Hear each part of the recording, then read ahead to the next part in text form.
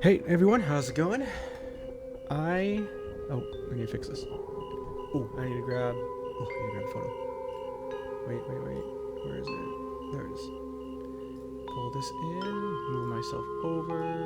Nope.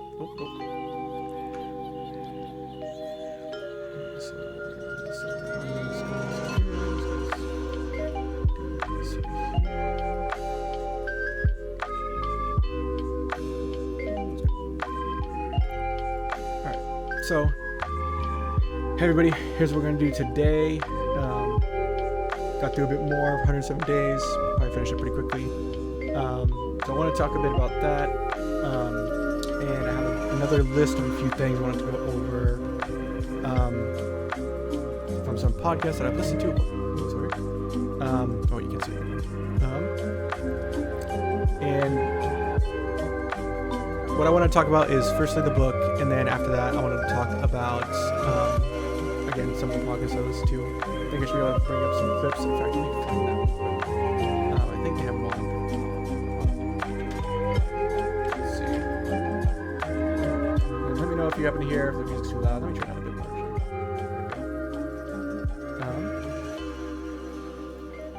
Let's see. How Jordan doing, man?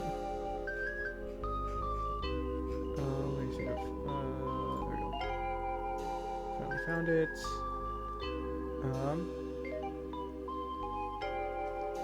Let's see. Names are slightly different, so I need to pull this up from the one just today. I believe that's the one. I have some notes from it I'll talk about a bit later. But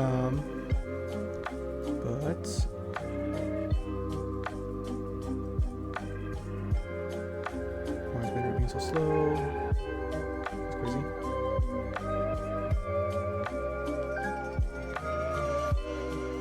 That's weird.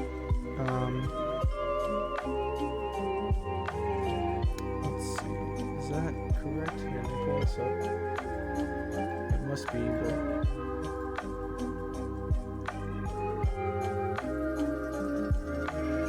yeah, that's it. So yeah, I'll pull the video version up. But yeah, so I go to for the 2 hours that I'm working out in the morning. I pretty much only listen to podcasts. So I listen to Pivot Podcast with Here's Richard and Scott Galloway. I disagree with them on both of them, but it's a big podcast that keeps growing. So, but let's do it for a long time.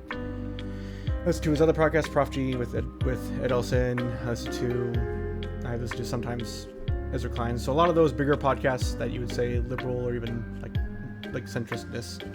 And then Trap House podcast sometimes as well. Some business ones.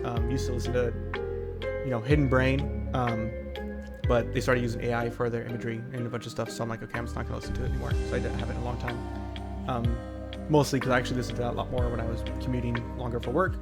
But anyway, suffice to say, I've listened to a lot of podcasts for a long time. So anyway, when I go to the gym, I listen to a bunch of podcasts, and so I have a few notes from one of the podcasts that I'll talk about a bit later, just to comment on some of the things that they say in there, because it's oftentimes there's like some crazy stuff in there, just misunderstanding everything. I don't care how long they've been around. Sometimes being around for too long makes you blind to a lot of things that you should know or see. So I'll get to that later, but first I will be going over the next few bit that I've read of 107 Days by Kamala Harris. So unfortunately, the first bit that I had done kind of missed out on was just a few of the chapters that I've read before, because I didn't record, but it doesn't really matter. Didn't miss too much. Most of the gist of the beginning was that it was nice to see that she had a few notes from people that Kamala Harris had a few notes of people that she called pretty much the day of or day after that she got that Joe Biden was dropping out of the race, and she was gonna was trying to drum up support and whatnot from different people and see if they would support her and whatnot. And so it was nice to see in that one of the people that she called was Bernie Sanders, and he was the only person to say, you have my support, but please focus on working families and the needs that they have, and not just abortion rights. Obviously, she has been good in talking about that, speaking to it in the past. but it was still nice to have Bernie specifically state, hey, you can't just focus on that, because just from her notes, from what people that she included, no one else seemed to have had said that to her. So obviously Bernie saying the right thing again.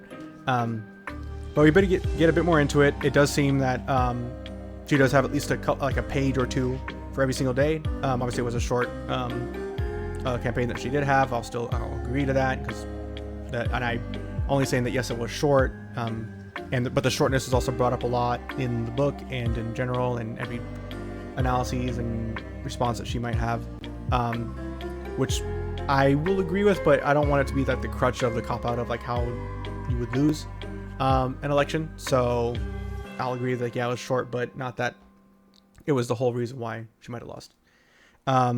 So I'm not going to go into every single bit of this. I still want to talk just a little bit about what did happen. So from where we had left off, she's going through each day closer and closer to election day. And so I've gotten up to right before 92 days, so 93 days is what I've read through. Just want to make sure here.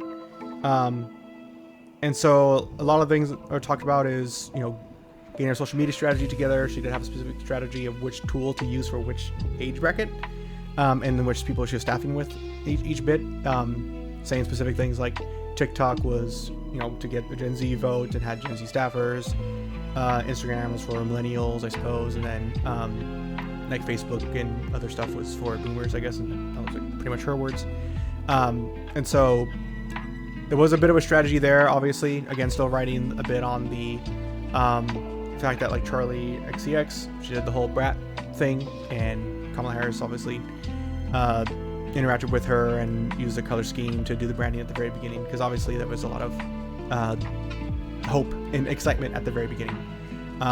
She also goes into a few people saying that, like Randy Wargarden, that specifically told her that she injected some excitement into the race, which was also true.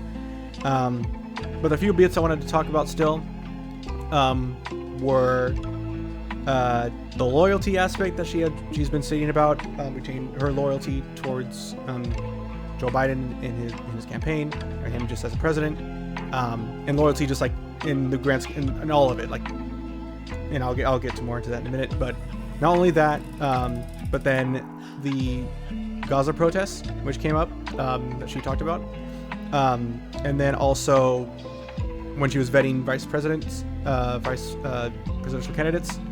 I want to talk about like those kind of three general things. And so, and these are kind of like jumbled where they happen in the book. I'm not necessarily going in chronological order. These are the kind of main things that I want to discuss from it. And the first thing I want to discuss was when she was giving a speech kind of earlier in the beginning of her campaign. Doesn't really matter what where the speech was. We can all look it up.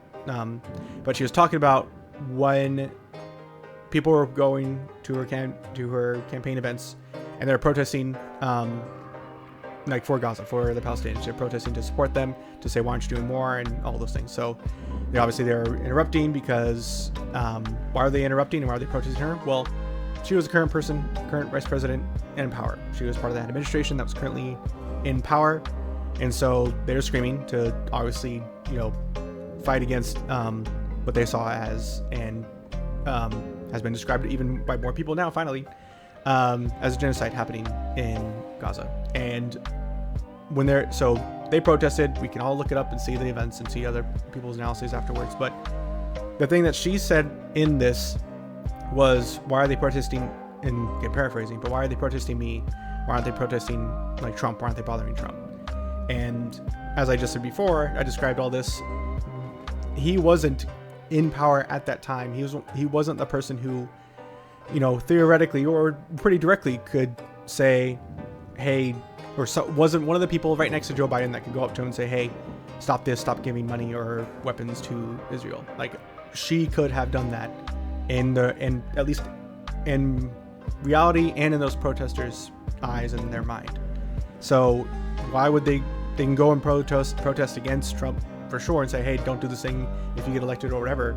But the most immediate action worth people's time was to go to people that were currently in power, their events.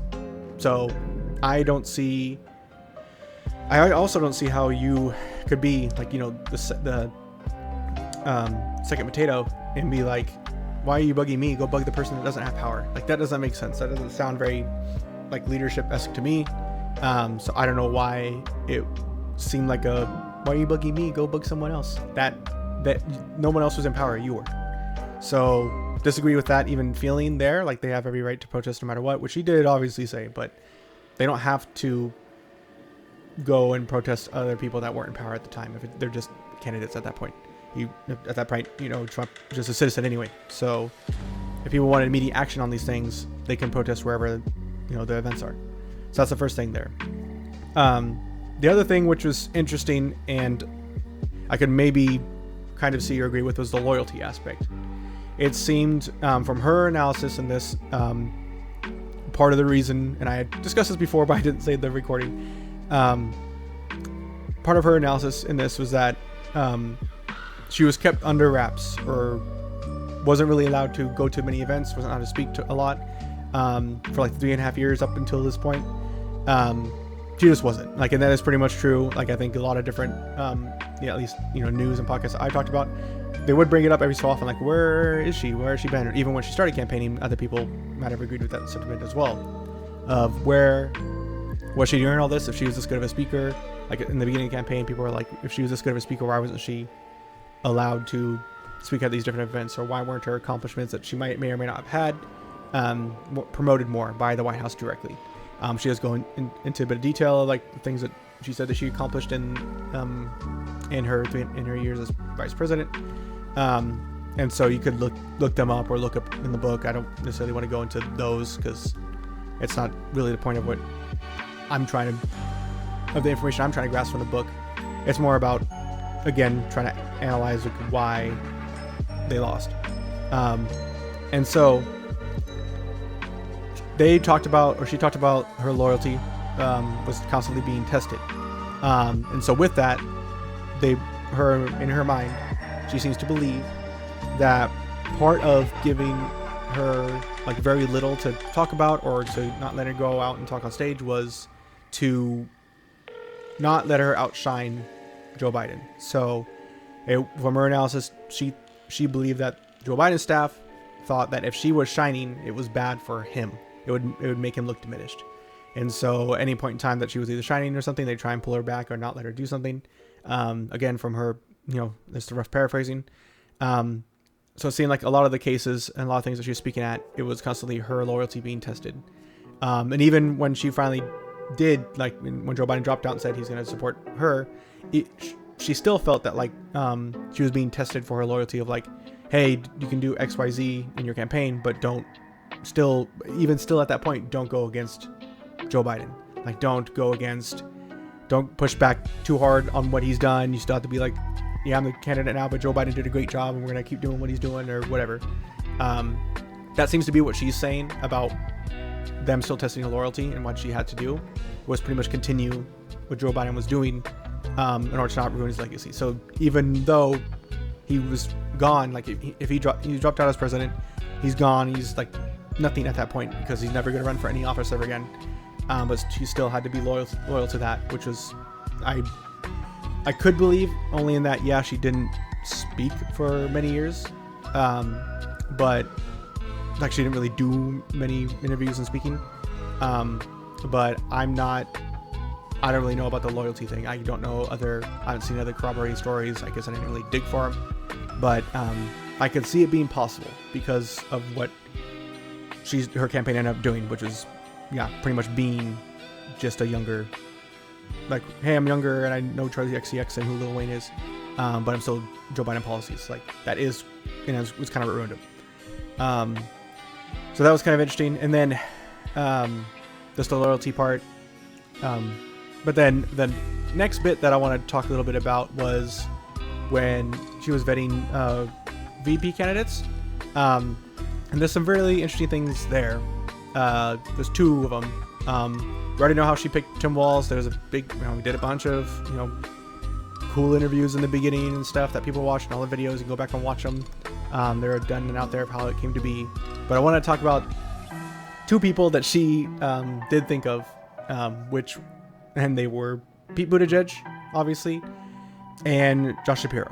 Josh Shapiro, the governor of Pennsylvania, and Pete Buttigieg, the former Department of Transportation secretary and mayor of, where was he mayor of again? I forget, Midwest town. But the funny thing was that when she was talking about why she didn't pick Pete Buttigieg, she said that, oh, he started in the military. He is very smart. He has a good degree and all these different things. But she's like, but I don't think America. I think we're asking too much of America, having a black Indian woman be president and then a gay man be the vice president. So it, in for my sense of humor, she pretty much did say, hey, you're too gay to be my vice president. That's what she's saying in the book, which is pretty insane. Like, man, I like you. You're very skilled in every single way to be vice president, but you're gay, so we can't. I'm like, that is insane. Like, is he eligible to do the job or not? Like, stand up for some sort of value, bro. Like, what the hell? And so I was like, that is the most insane thing to put on paper. It was so funny when I read it. It is still funny to me that like, yo, dog, you're so good. You're really smart. You can do the job, but you're just gay, so we can't do it. So that was hilarious. And I think that little tiny bit kind of speaks to some of the issues with her campaign to begin with. So that's funny. But also, when she was, she talks about when she was like interviewing the candidates, and I don't think she necessarily even interviewed Pete Buttigieg directly for the position. I believe it was just Josh Shapiro, Tim Walz, and Mark Kelly. Mark Kelly, the senator from Arizona. So when she was interviewing Josh Shapiro, from what she says, she had told him, she says that Josh said to her that Josh, if he was going to be the vice president, he wanted to be in the room for like every decision, like every big decision or medium decisions or whatever, he wanted to be there. And which is kind of interesting. I mean, vice presidents could be as much or as little of a role as kind of the president kind of says, or different people like staffers could, depending on, politicking.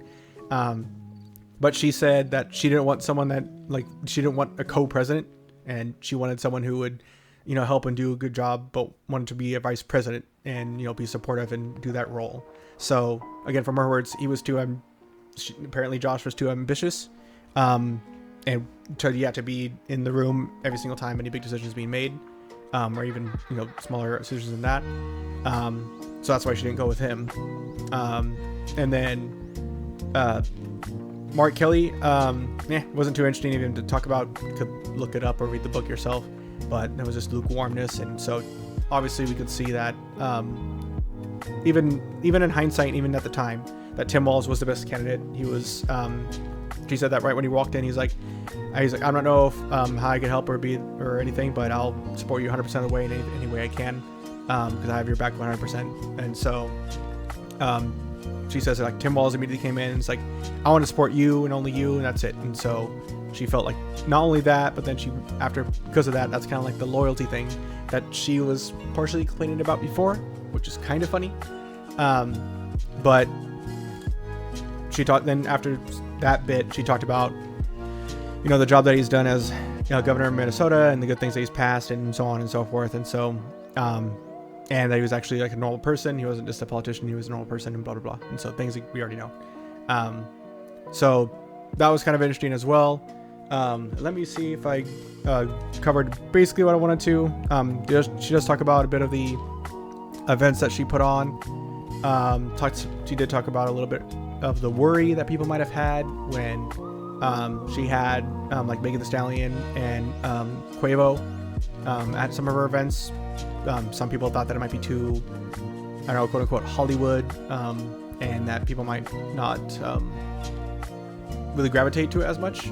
But I would agree that she is right in that, well, people want, a bit of an excitement or, happiness or joy in these. And so, and she talked about how, Megan Thee Stallion, how good of a person she is in general. And then how Quavo, he's a, obviously gun violence is very top of mind for him because, he lost his friend to a shooting, just a random, not even like, it just like hanging out, not even doing anything that some people might racistly or stereotypically think. They're like, no, they're literally just playing pool at a bar and just hanging out, and then other things can happen when you're just out and about in the city.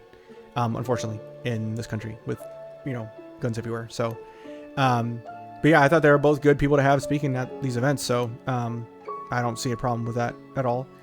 Let me look finally.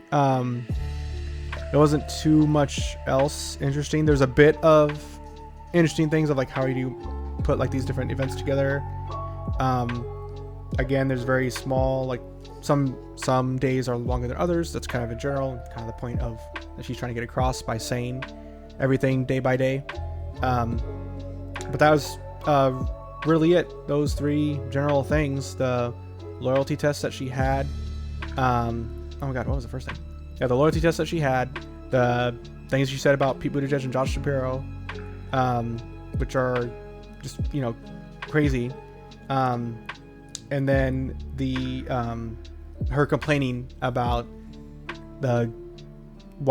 complaining that the Gaza protesters were at her event and protesting her and not out protesting against Trump, which, to recap all those three things, yes, they were protesting you because you were the current administration in power.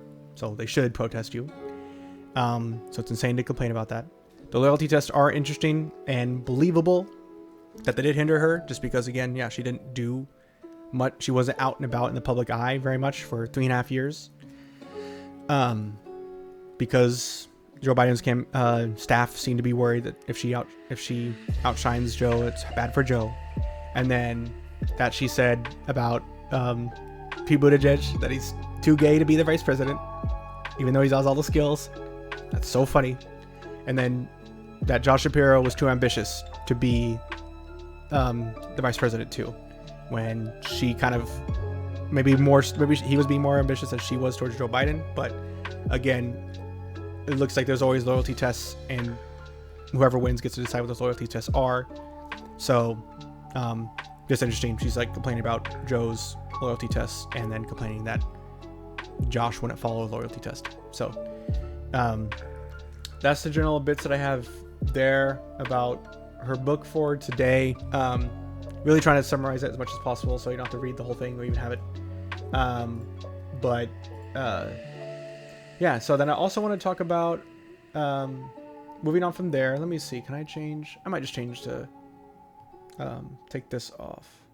Then I'll make this big. So let's see. Let me do. Hold on. Everybody calm down. Let me transform this. Okay, so now I want to move on to one of the podcasts I listen to all the time because I only listen to podcasts at the gym. But I took a bit of notes while I listened to it at the gym. There are a couple of the statements that I wanted to just talk about. And I will need to... Let me see, I need to mute while I try to find it and mute it for 1 second. Okay, so right here, just me breathing, not the audio for a moment. Let's see.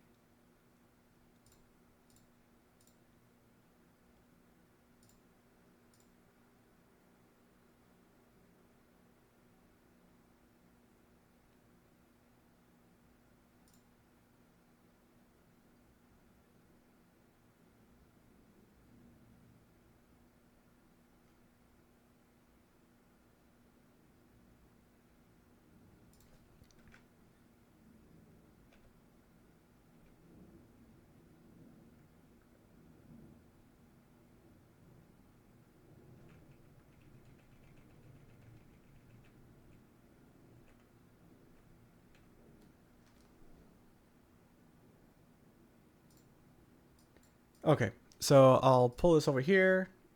Sorry about that. So, yeah. Okay, here we go. Listen to this for a minute. Jimmy Kimmel Live to their local stations. After the standoff with ABC and Disney, Sinclair said it received, quote, thoughtful feedback from viewers and advertisers during the blackout and proposed some measures for ABC to adopt, none of which ABC adopted. Remember they were asking him to give money to Turning Point and apologize? Fuck you, Sinclair. It's being generous with other people, being virtue signaling with other people's money. Exactly. Nexstar also referenced constructive conversations with Disney in a statement, but Disney and ABC have not made concessions to either company. I mean, seriously, these two. Former Labor Secretary Robert Reich wrote in The Guardian, in the Kimmel drama proves consumers have extraordinary power. He seemed to be taking a page from Scott Galloway.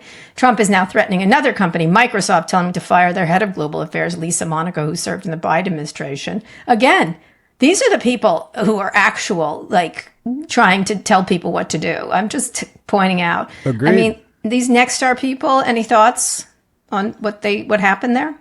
I'm just really into this idea of the economic power of American citizens, that if they're coordinated and can rally around. I was doing a live podcast with these two Canadian kids. I wish it was called What's on Your Mind or something like that.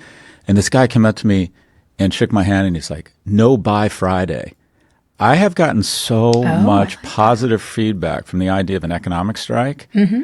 And it's really intoxicating and inspiring. Lots of people have come up to me and mentioned it to me. And said, because look what these guys did. Clearly, a bunch of advertisers, a bunch of stars, a bunch of people called Iger, canceled cruise ship reservations, canceled trips to Disney, people calling, saying, I want to cancel my contract or I don't want to advertise with Sinclair. And you know what? They backed the fuck down. And so I love this idea of a co-equal branch of government, of which there are none right now. There's no there's no equal. There's Trump, there's MAGA right now, being established via people's purchasing power. And this is the first time, kind of shockingly enough, that it has really changed the tide. It has literally reversed the flow of the river was reversed in about 72 hours.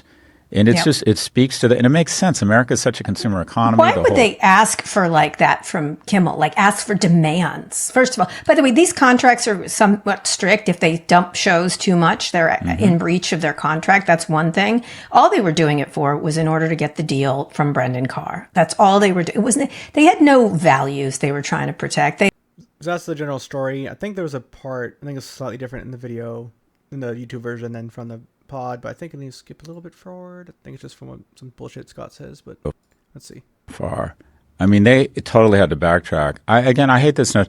I thought that was just ridiculous that he should give money to Turning Point. Well, I'll tell you what, Sinclair and Nextra or whatever or Nexstar or whoever, or Tegna. Tegna. Stupid names. You guys should really donate money to the ACLU. Mm-hmm. I mean, and that's an obnoxious statement. I agree. You don't say that. But they have the right to not carry Kimmel. They were trying to curry favor with the president. People recognize that all the free speechers are actually more. Saw their texts this weekend over the shutdown, honestly. So I think this is really exciting. I hope that a Democratic or a civic or business leader comes up and figures out a way without being too preachy and too drunk with power, figures out targeted ways to deploy the economic power. We're in America. It's all about money, folks, to deploy that economic power. But asking different individuals get fired, they did that to Chris Krebs, who had... So, it must be the general bit. The idea of withholding your money in any capacity. It's interesting that, like, they're saying, this actually worked, because I'm fairly certain that... in the past, because it's successful and it happened really quickly, it's interesting that I think Kerr is more consistent on this, and people hate both of these people, but Scott's less consistent with anything he says. And the interesting thing is that, man, why is the square so fuzzy? Whatever. He's complained about other people virtue signaling in the past, where they said, like, boycott XYZ, hey, don't shop at whatever store because of something they did, or, complain to Cracker Barrel because of the logo and stuff. So it's interesting to see that he's agreeing or saying that this isn't virtue signaling in this instance, which I don't think it was in any instance. Like, you don't have to shop anywhere for whatever reason if you don't want to. But him to say that was a good thing, that people said, I'm not subscribing anymore, I'm not going on Disney cruise ships or anything until you put Jimmy Kimmel back on the air. It's really inconsistent with, like, the things he said otherwise. And so this was like a thing to help a liberal person, or at least person he would call liberal, or say that is a good person to be speaking or whatever, and he says that he might like.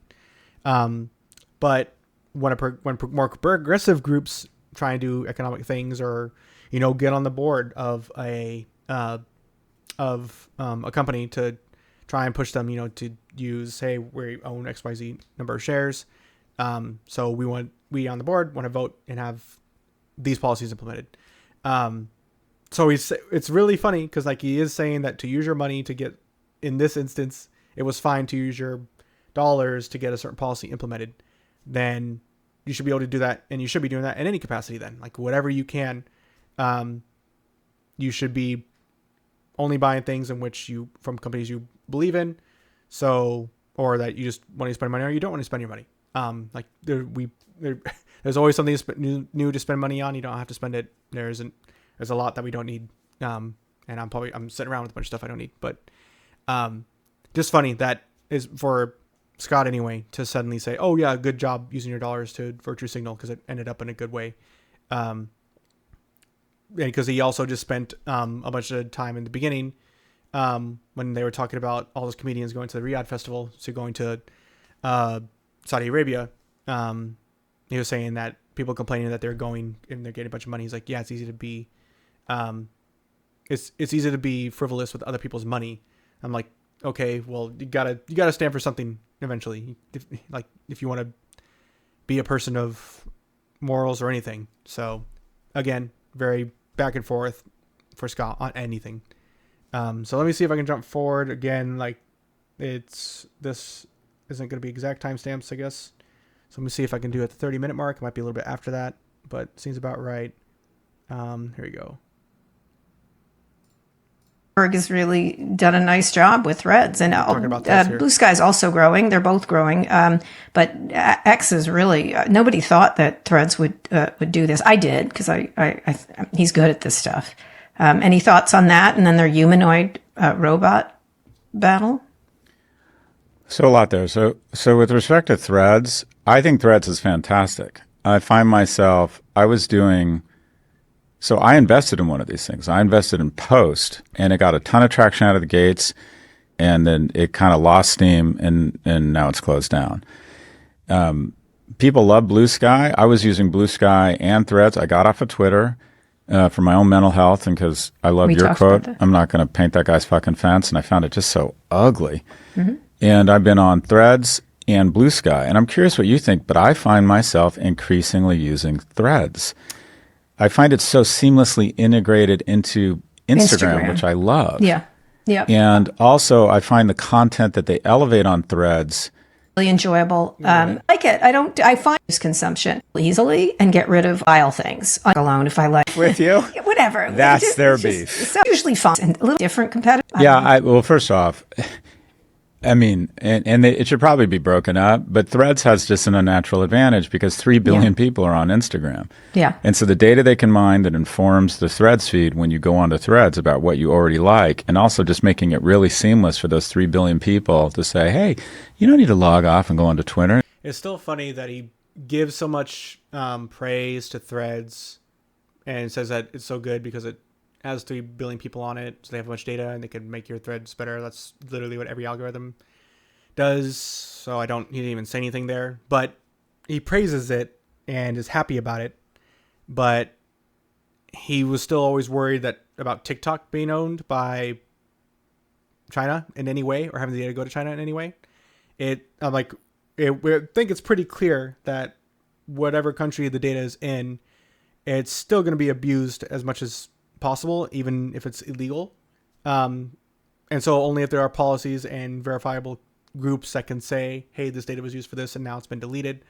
You can only use it to do XYZ, and then you have to delete it after a certain amount of time. Like only those things with like policies, and then a group of people that and make sure those policies are enacted, not necessarily even maybe it has to be a brand new department or institution that does it. It doesn't necessarily need to be like the FTC, because then if those policies get put in the hands of one of the existing institutions, and they're going to be forced to enforce those policies, a lot of times what happens is people try to say, well, the FTC wasn't made to do that; it was made to do only a specific thing, and so it becomes a different law. But if you make a specific institution to do a specific thing, then it can actually just do that, and there's no legal argument to get rid of it. So, but I digress. The gist of, again, being inconsistent with his beliefs of like complaining about people and of comedians going to Riyadh and taking a bunch of money. That's stupid and bad, and it's easy to be flippant with other people's money.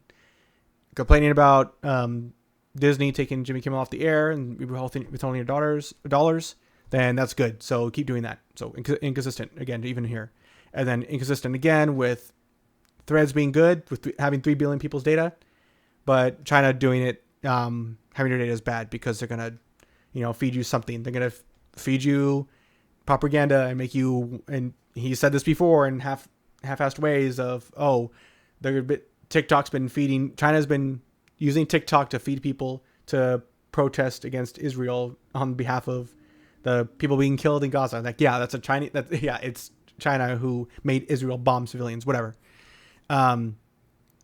So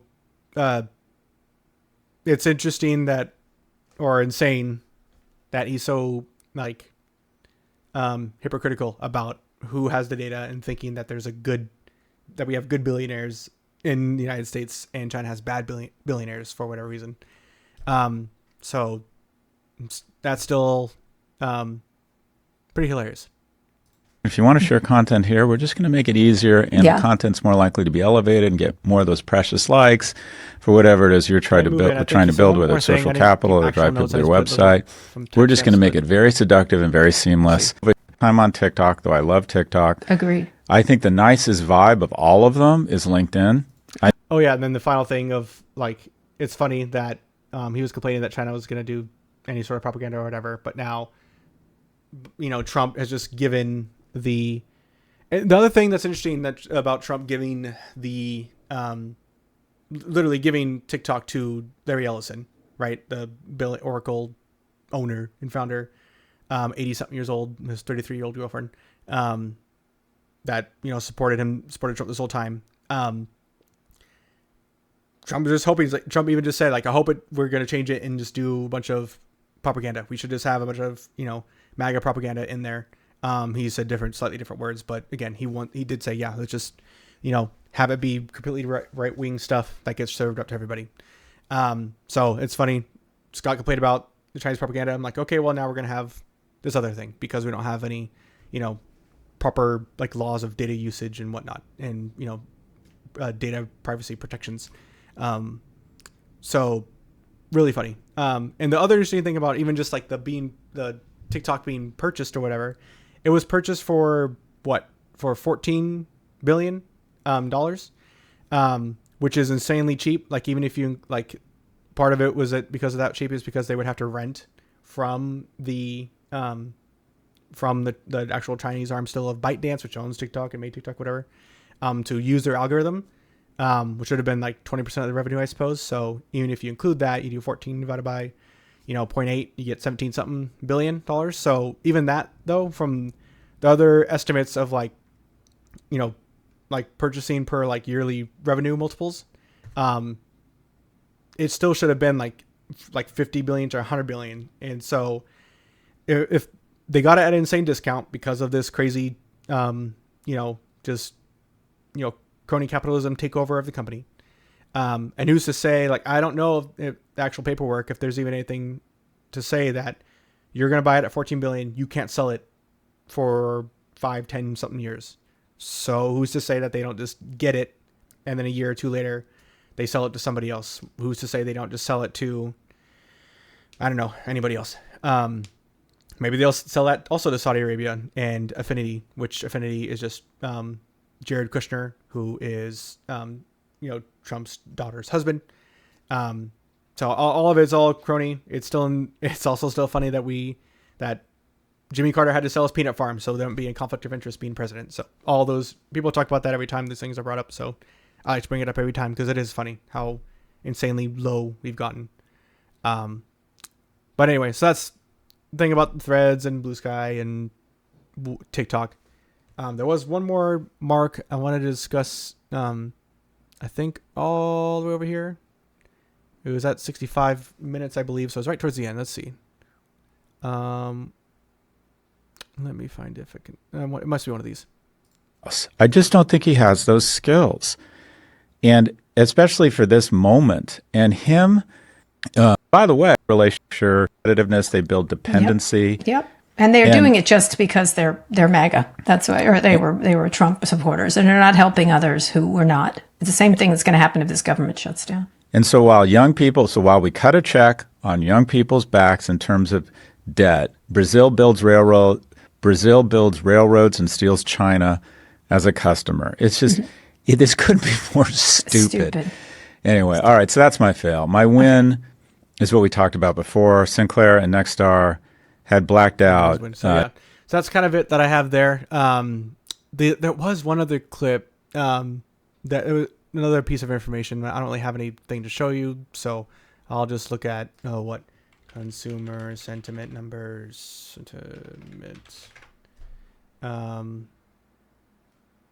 Sure. I don't know. I'll just have this up. I don't even know if this is proper numbers for. Maybe it is.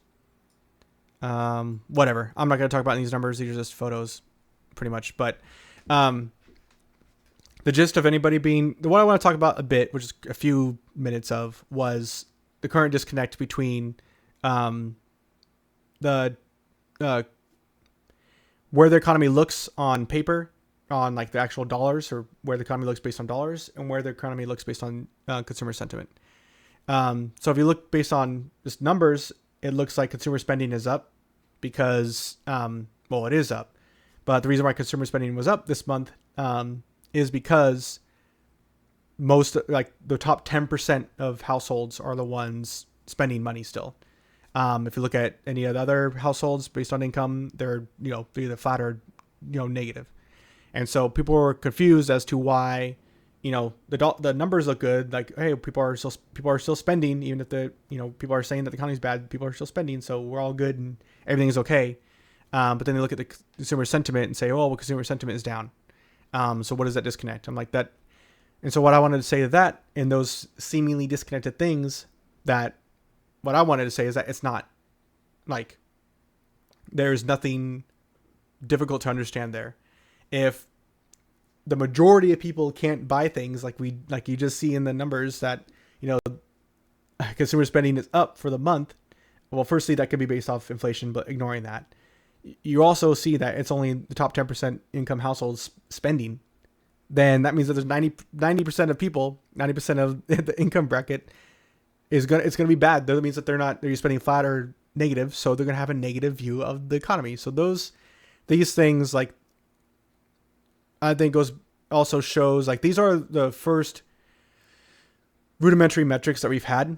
I know there's plenty of economists that have been, and it's an old, I think it's the Gini index or Gini index that is trying to look at overall well-being index, not just on money and dollars you're spending and GDP's up, but actual like different outcomes of pollution and consumer sentiment kind of surveys. But then are you moving through income brackets? Are you able to own a home? Like all the other things that you need to have a good life.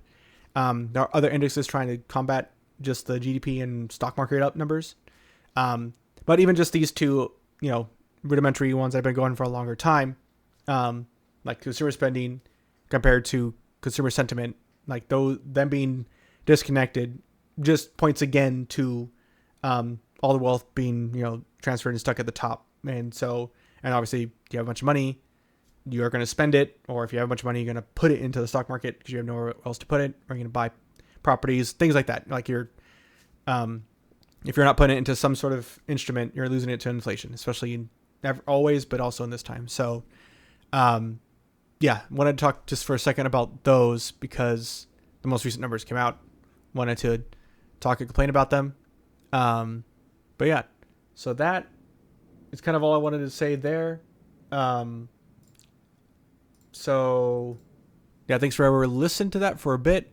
I'm going to right now take a small break, and then I'll probably maybe do one round of Party Animals for no reason. Maybe, but gonna get into that or Silent Hill F, which I never played a Silent Hill game before, so it'll probably be very spooky, but starting spooky month early. So I will be back in a couple minutes.